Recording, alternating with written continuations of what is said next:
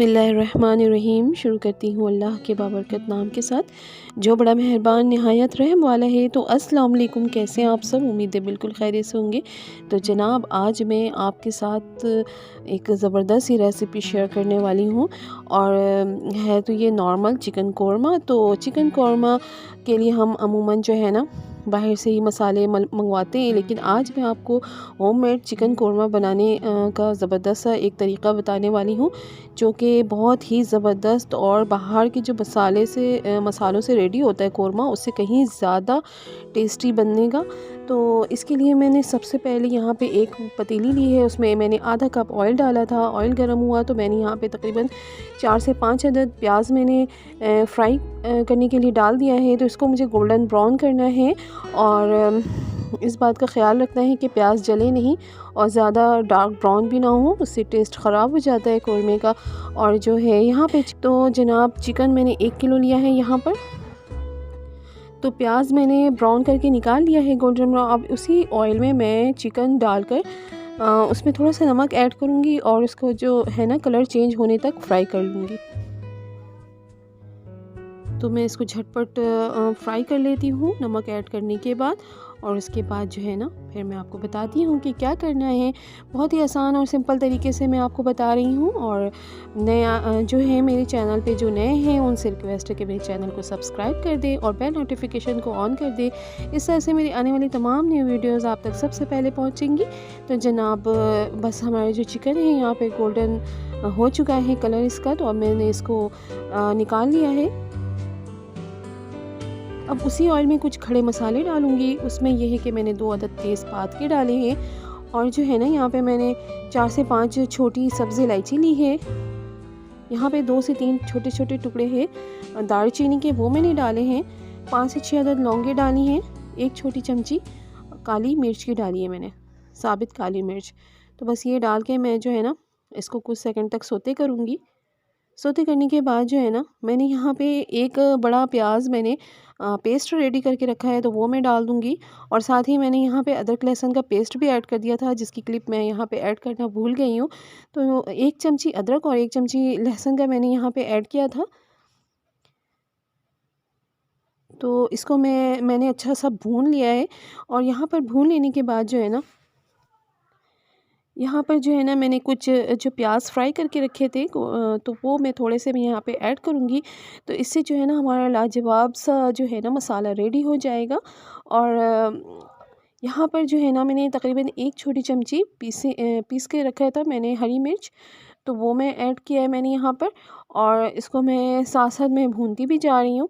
यहाँ पे मैं जो है ना 1 छोटी चमची ज़ीरा मैंने इस्तेमाल किया है, तो ज़ीरा मैं डाल रही हूँ। ज़ीरा आप सिया ज़ीरा अगर डालना चाहें तो वो भी डाल सकते हैं। वैसे मैंने सिंपल जो है ना ज़ीरा जो हम यूज़ कर रहे होते हैं वो ज़ीरा मैंने डाला है। यहाँ पे मैं कुछ खुश्क पिसे हुए मसाले ऐड करूँगी, जिनमें जो है ना मैं आपको साथ साथ क्वांटिटी भी बताती जा रही हूँ। यहाँ पे मैंने 2 चमची कूटा हुआ जो होता है ना थोड़ा सा मोटा मोटा धनिया का इस्तेमाल किया है, और ये मैं डाल रही हूँ।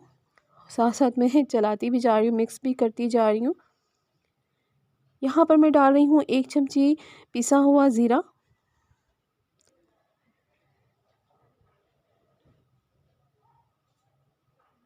उसके बाद जो है ना यहाँ पे मैं डालूँगी आधी चमची पिसी हुई काली मिर्च, क्योंकि हमने खड़े भी डाले थे तो इसलिए ये थोड़ा सा कम जाएगा।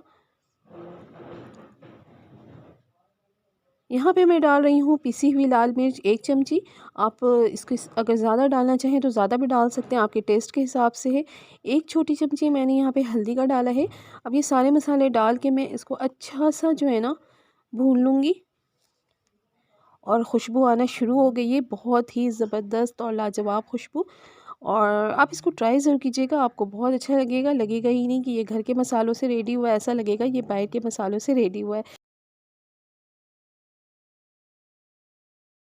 पे मैं ऐड कर रही हूँ तकरीबन आधा कप जो है मैंने यहाँ पे दही को बहुत अच्छे से फेंट लिया था मैंने, बिल्कुल सिल्की टाइप की, और उसको मैंने यहाँ पे ऐड कर दिया है। बिल्कुल भी इसमें कुछ भी मतलब एक डॉट भी नहीं होना चाहिए दही में।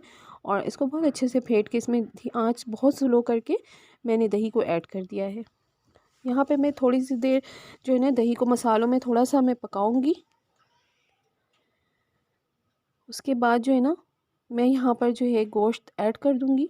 गोश्त ऐड करने के बाद जो है ना मैंने इसको अच्छा सा भूनना है मसालों के साथ, ताकि जो मसालों का जो फ्लेवर है वो गोश्त में बहुत अच्छा सा आ जाए। तो मसालों में थोड़ी देर पकाना बहुत ज़रूरी होता है। और इस तरह से जो है ना कोरमा जो है गोश्त के अंदर अंदर जो है ना उसका मसालों का टेस्ट बहुत अच्छा सा आ जाता है, तो अच्छा लगता है खाने में, मज़ा आ जाता है।